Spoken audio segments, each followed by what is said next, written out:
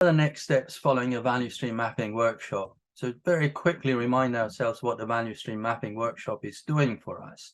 The value stream mapping workshop is showing us how the work is flowing through our system and where the work is being delayed.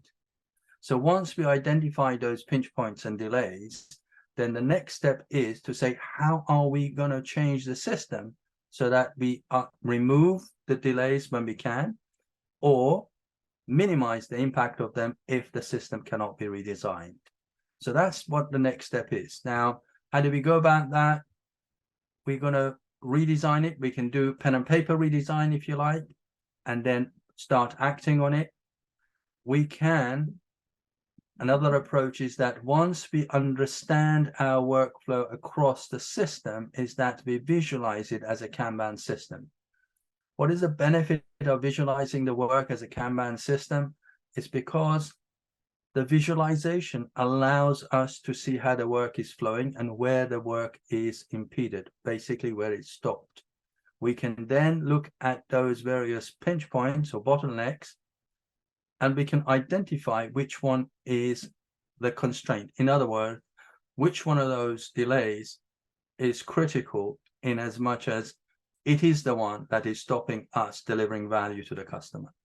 And then we can act on that. There are various techniques for acting on that, but effectively what it means is that we have to slow down the rest of the system to be at the same rate as this constraint is doing. And we do that by creating a buffer just before the constraint to make sure that we never in a situation where we are starved of work at a constraint. Because if we are, that means that we cannot serve the market.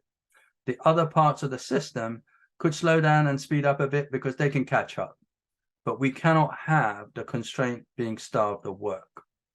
So that's one of the things that techniques that we can put in place to make sure that that visualization is there.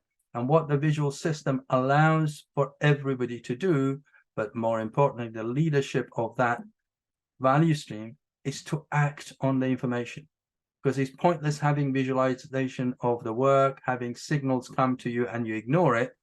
If that's going to be your if you like, the outcome, you might as well not waste time and don't bother with any of these things. But you get these signals, you got to start acting on it.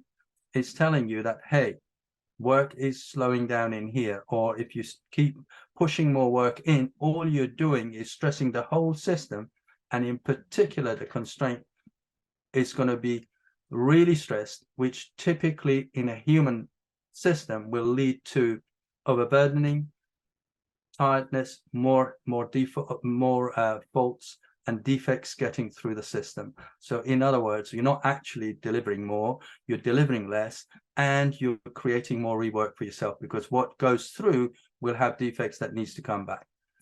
So that's those are the next steps for the value stream mapping workshop. Visualize your system as a Kanban system, understand where your constraint is, make sure you put a system to, if you like, beat at the same rate as the constraint can deal with. In other words, the delivery rate of the constraint should limit how much work can come in.